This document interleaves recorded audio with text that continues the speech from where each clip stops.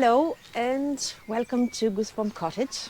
Today is my last day here. I'm a bit melancholic because I don't know when I will return.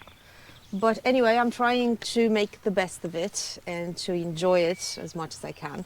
So today we have done a lot of work, unfortunately digging work in the garden. Our no-dig garden is not there just yet. There are a lot of stones there to be dug from the ground and a lot of Scotch grass roots and so on. So we prepared as many beds as we could, and today we are planning to plant everything there is to plant. So this is what we have left. We've planted all week really, but this is the plan for today. So we have loads of pumpkins here and squash. I don't know which one is which, but pumpkin squash.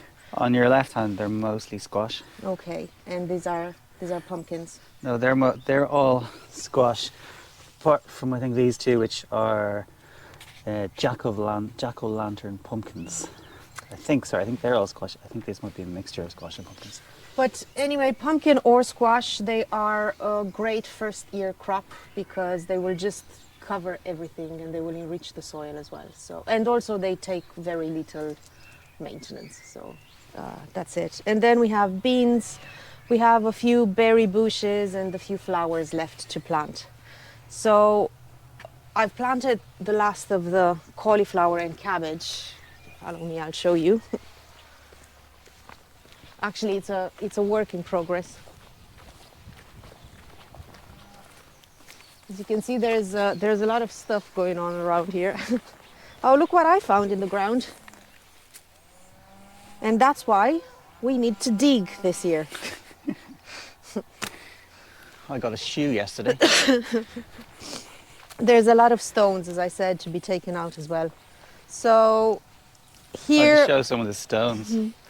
So these all, and these, including this enormous stone, they all came out of the ground the last few days. Yeah, basically every corner of the garden has stones in it right now. I mean, how can we not dig at this moment when we find things like this into the ground? This is a rock. Ooh, God, that's huge. Oh, Jesus. How can you actually grow anything in there? No wonder the broccoli didn't come out. Yeah. Jesus. Let me do this. Have a look at it. Yeah, it wouldn't be much ground under that, would there?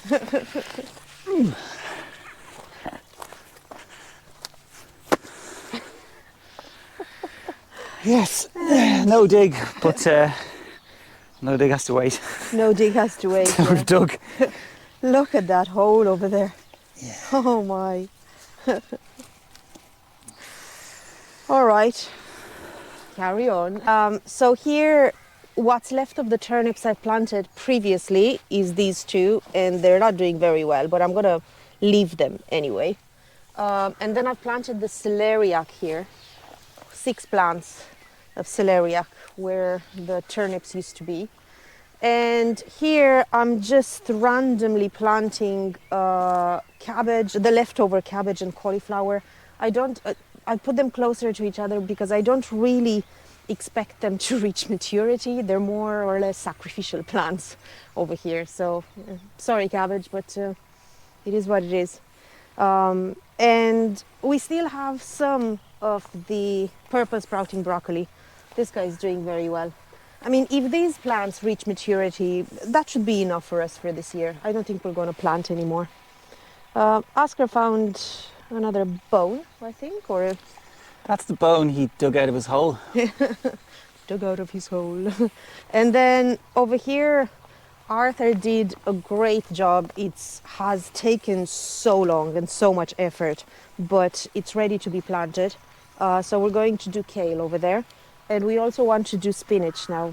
Arthur is going away as well for maybe a couple of weeks, but he'll be able to plant the spinach. Arthur will be back very regularly. Yes.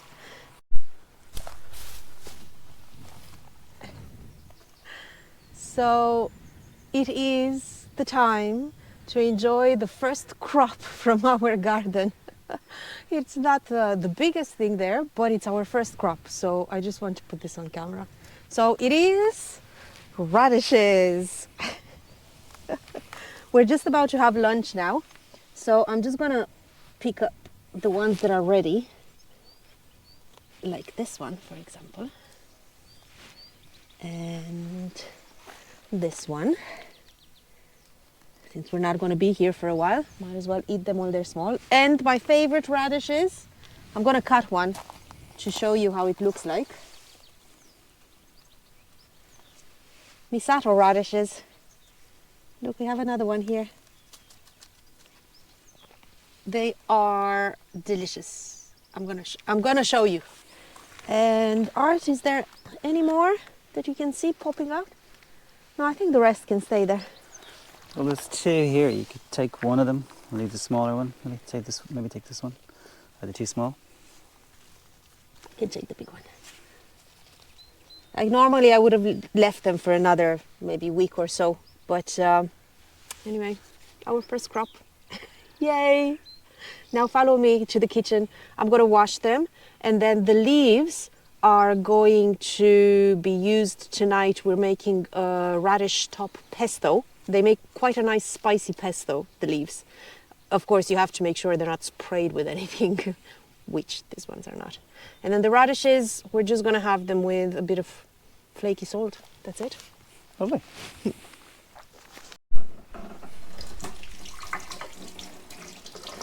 This is very satisfying. I know they're simple radishes, they're like the easiest thing to grow out there, but there's just this beauty in growing your own food and then eating it.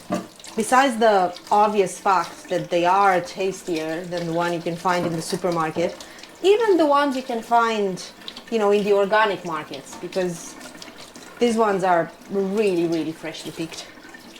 Okay, so I'm just gonna cut now.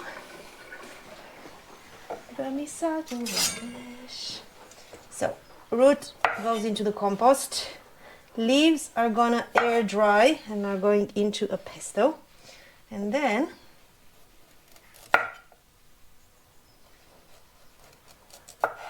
have a look. Normally when they grow bigger they would go pink in the middle, but they're really nice.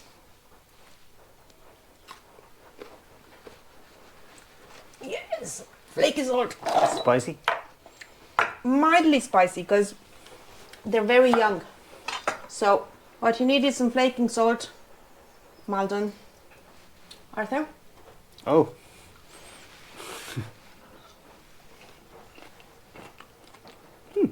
Very nice. They are spicy. There's an after kick to them. Oh, there is, yeah. Nice though. So tonight we're having burgers on the barbecue with some pasta and pesto salad. It builds. It builds up, yes.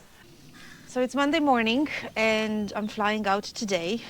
This is, I think, the last half an hour. I've packed everything it's set to go. So I just wanted to continue from yesterday because we were so busy planting everything yesterday that we just didn't have the time to film. So we decided that just at the end of this video this morning we're just going to show you what we have planted. So you can see it's a beautiful day and I'm really, really sorry that I have to go. But it is what it is. So it was just guerrilla planting yesterday. Over here, what are these, Arthur? They are red hot pokers. And we brought them in from the East Coast, so we didn't actually buy them in this condition. They were... We bought them last year. Yeah, and they stayed in a pot for so long, and hopefully they will do well. Then this bed here, it's replant number 2. So we left the purple sprouting broccoli here, and then we planted cabbages, different cabbages and celeriac. We'll see if they do well or if they do better. That's the celeriac over there. Looking healthy so far. This is the cauliflower. It's doing better with the netting, so we'll see if we're gonna have any. In comparison, look at the cauliflower that has been out. If you can actually see anything that's Not left very of well. it there. Then we have planted the pumpkin patch.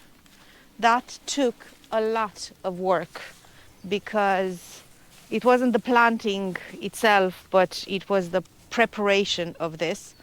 We have over 60 different pumpkin plants. There are not one, they are not all one type of pumpkin. There are different types, and we definitely do not need 60 pumpkin plants, okay? But it was just something to put in the ground. Great first year crop because they would just cover the ground if they do well. And who knows? They might even give us a pumpkin party on Halloween. That might be fun. It also has squash. There's lots of squash. Yes. I have deweeded the lavender, my Fibonacci lavender wall. So now it looks good for now. And Lavender. Lavender. this is fine. We showed you this before. The dwarf French beans, because oh no, they're not. They're peas, aren't they? No, they're Over dwarf there. French beans. In here. No, not in here. What I planted yesterday, the Oh, wall there. peas. Yeah, you planted They're peas. peas. Here you go. This one's been pulled up already. This one too. Let's just pop it back in. Oh, there's two of them pulled up. God. It's probably the birds. Yeah, or maybe a bit more compost could help. But anyway, so they're peas. We planted them next to the edge here, just in case they need some support, and we don't have the time, or Arthur doesn't have the time to do it. So we kind of just put them in as well. Then these are cabbages and onions. They're fine. Some marigolds. Yes, the marigolds were planted yesterday. Oh, shall we look at the mullein? Oh, the mullein. Yes. Where is the mullein? I don't even know where you put the mullein. It's mullein surprise.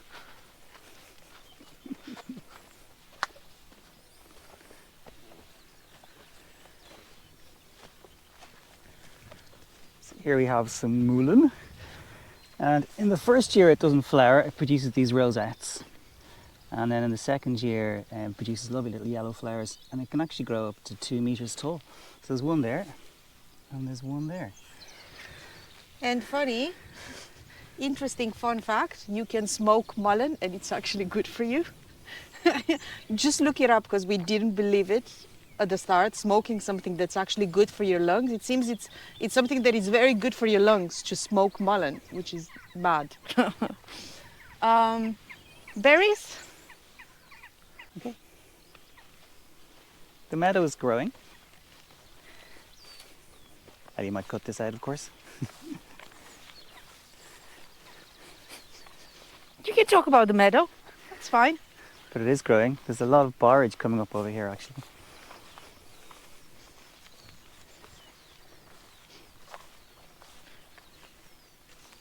It's looking less and less like a bald man, Ellie. Yeah, and more like a hairy man.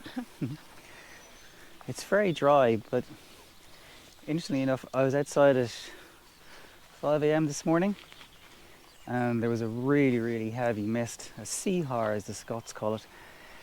The ground was actually quite wet from it, but it's dried up very quickly. The dew seems to be gone from the grass.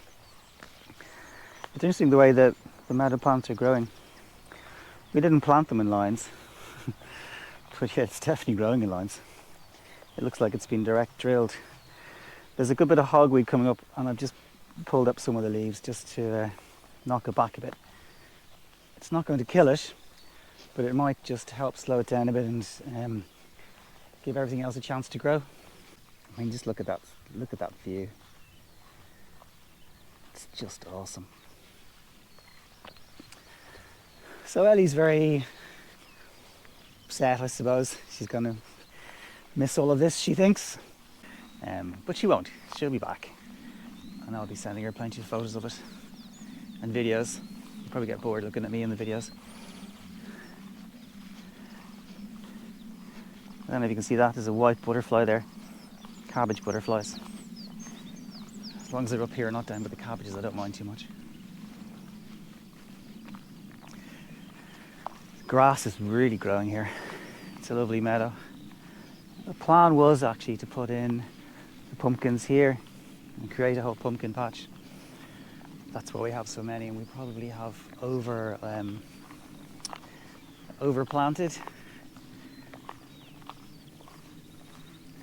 But fingers crossed some of them will grow. I think if 20% grow, we end up with about 10 plants. And there's all sorts of different squash, some Japanese varieties, different colours. So that should be entertaining. And now we get to Ellie's berry corner.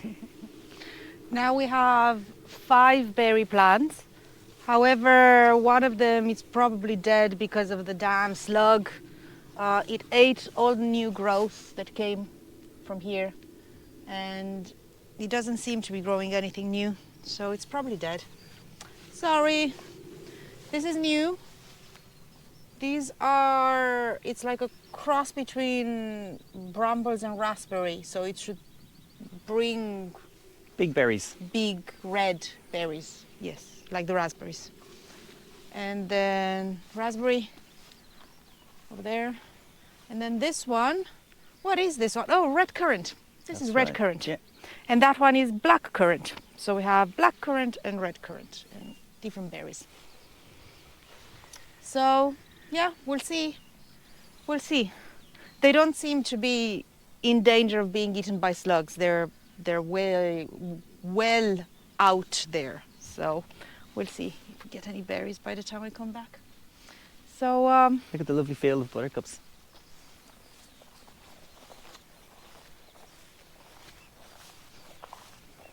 Isn't that beautiful?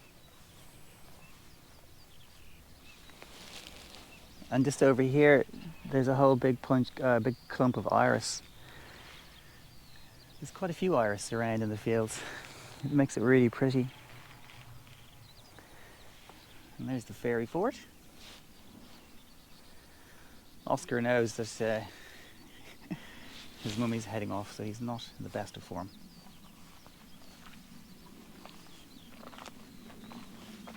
hey boy.